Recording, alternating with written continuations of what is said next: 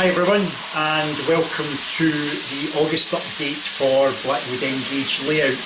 Now it's been about 2 months since I put an update onto the channel, and the last update was very much concerning the building of the very first helix and the issues and problems and how I overcame those.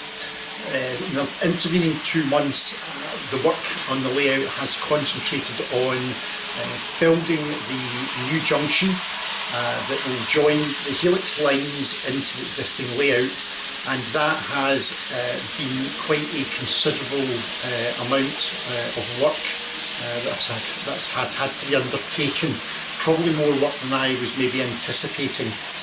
Firstly, I had to de-wire the existing section of the layout that was going to be changed. Now, obviously most of you will know that as you build a layout, the wiring it seems to get more and more complicated because there are just more and more wires under the baseboards.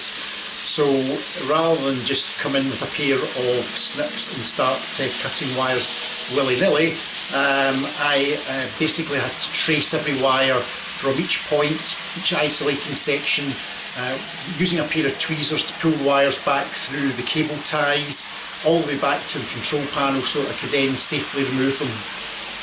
That was time consuming to say the least. Once that was done, I was then able to take off the control panel the existing mimic diagram related to the part of the layout that is the existing layout that's getting changed. So that then left me with the top part of the control panel essentially just full of holes where the LEDs and the studs and tag washers had been for the points.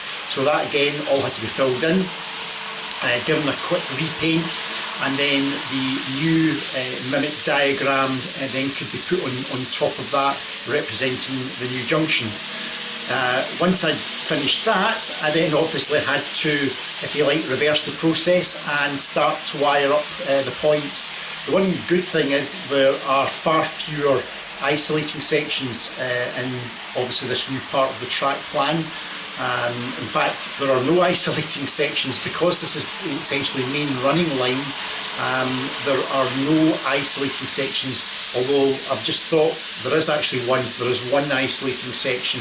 So I've gone from, I think I had 10 isolated sections on that part of the layout, and it's gone from 10 down to 1. So that did make the rewiring a little bit easier. So what I'll do now is I will take you around and I'll show you the new track plan. There is actually already going to be a slight alteration to it, but I'll explain that to you in a minute. And once I've done that, there will be a short running session. Currently running around the layout is obviously the Azuma, and you'll see a Class 37 pulling the Graham Farish West Highland green and cream Mark 1s has just passed me. A very nice set of models if anybody's interested in maybe purchasing them. So without further ado, let's go and we'll look at the layout and we'll see what I've been up to. So first of all, starting with the new junction. So in the last video, or the last update, the first few points that the Azuma's just going over at the moment had already been laid, but the entire junction is now actually complete.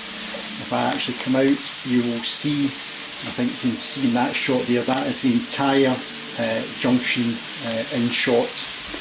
Now, you'll see there's a point going off on the left hand side. If I point it with my pointer, this one over here, that is probably going to be a loop on the new outer circuits.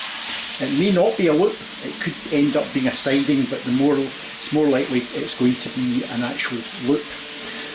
Now, I did say that there is actually going to be a change to the junction. The change is very, very subtle in that if I zoom in, that point right there that the Azuma has just gone over, that's going to be changed Now that is currently a medium radius point. As you'll see, the rest of the junction has been, oops, if I go the right way, the rest of the junction has been laid with long radius points. Now the only reason that there was a medium radius was because the tracks coming off it, which you can just see just in here, again, tracks I'm referring to is this track here and this track here. These are the two main running lines. The other track, as I come round, is obviously a link line back into the existing actual layout.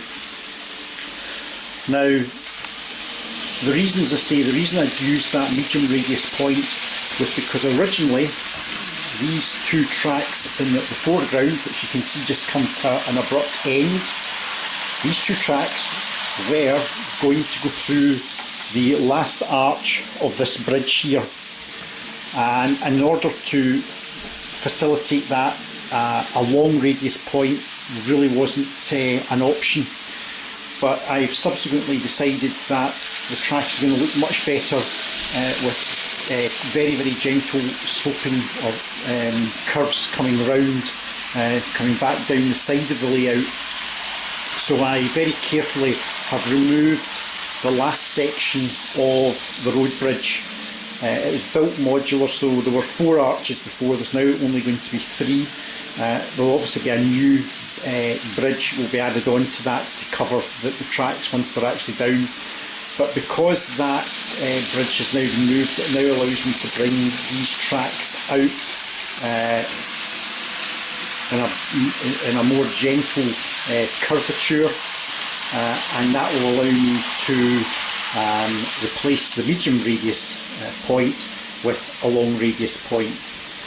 The other thing is that these tracks, although they're 2 separate circuits, the 2 tracks are all interconnected in terms of switches, so that trains or one controller can control a train essentially from the very inside circuit all the way over to the very outside circuit by essentially flicking just 2 switches.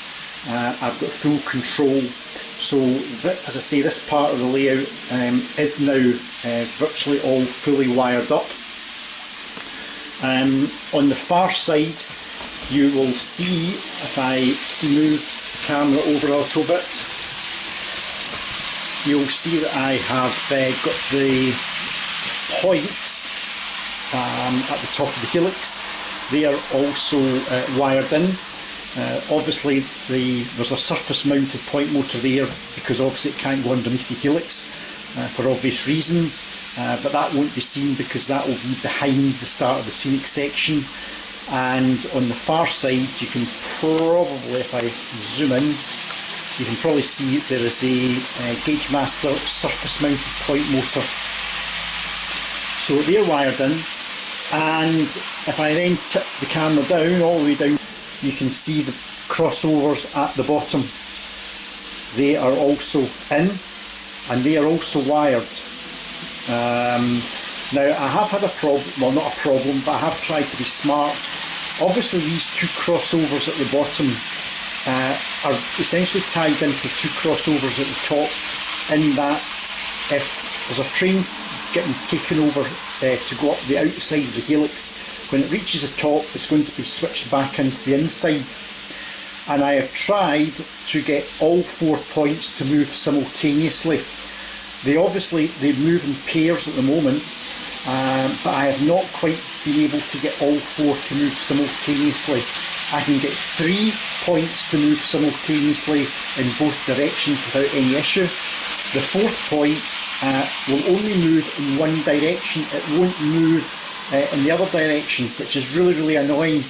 And I've tried, I don't know how many tactics to try and rectify that. So at the moment, the points are, or the 2 sets of points are actually wired as 2 separate pairs, which is a bit of a, not a bit of a pain, but it's a bit annoying, the fact I'm so close to getting all 4 points getting moved.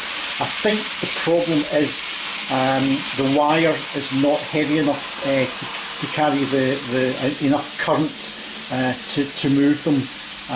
Although that being said, I'm able to move 4 points simultaneously in one direction, but only move 3 of them when it moves in the opposite direction, which would tend to suggest that there is enough power.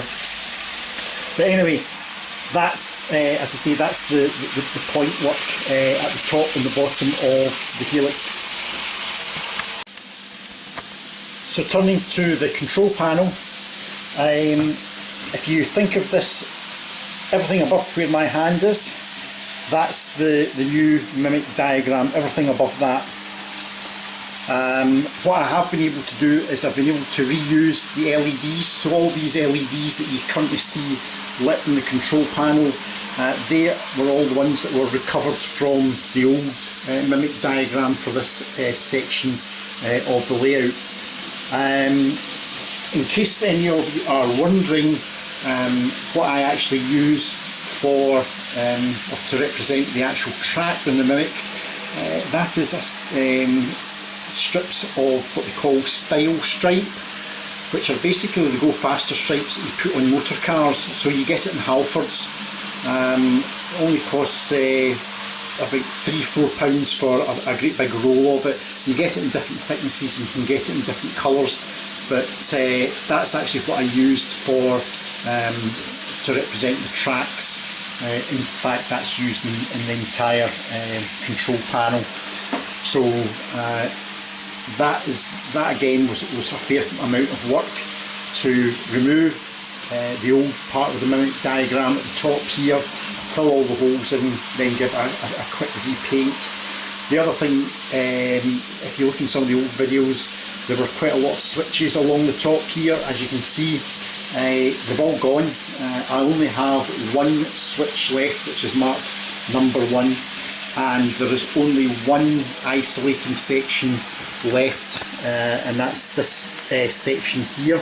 I was going to take that away because in the old layout the track from this existing point here up to the section layout was gone. It was very short, and the isolating section was never ever used, but in the new track layout this bit of track here is much longer, so I decided that I would just keep that. So that's the only isolation section that has been retained from the old part of the layout. But that's the mimic diagram, that's all in.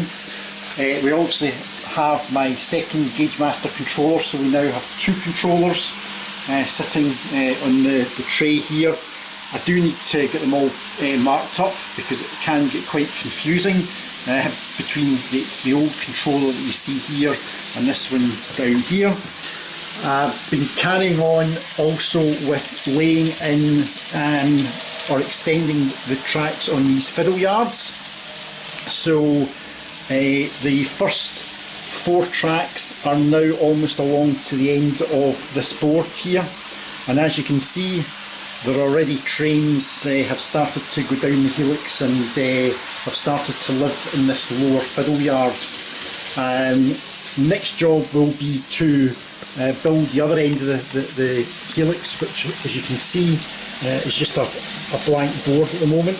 There is a track plan that's already been drawn up, so I have a pretty good idea as to how the track's going to look at that end. These 4 tracks, that's the ones 1, 2, 3 and 4 tracks here, they are wired up to the next baseboard, because obviously I've tried to build this in a modular style, so you can see the join there between this main baseboard and the next one. They are all wired up. None of the points are wired up as yet, apart from the 2 away at the far end, which is obviously the bottom of the fiddle yard, which I mentioned earlier. So that's essentially everything that I've been doing on the layout. If I just bring myself back up and bring you back over. So just to get a quick recap, so the helix sits in that corner, it's all joined on, as you can see from the bottom there, where we were looking at the actual storage yards. The storage yards have started to grow in size. We've got the points at the bottom and at the top electrified, so I can control them from the control panel. The actual junction itself, if I come over there, the junction itself is actually complete, although as I say I am going to remove this point just here and replace that with a long radius point. As you can see, this whole corner has been cleared, so that was the brewery sidings, etc. That's all gone, that's all cleared away, ready for new scenery. And then obviously you can see these are the two mainline tracks here, which are going to come round, and they will come down this side of the layout, back on, as I come right round here, back onto a helix, which will basically be sitting just where the camera is pointing, and that will be a considerably long run for the trains to undertake. So that's the update. Try to keep this as short as possible.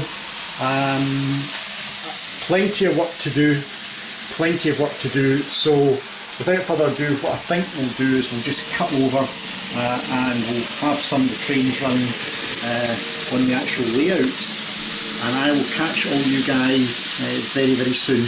Thanks for watching. Bye.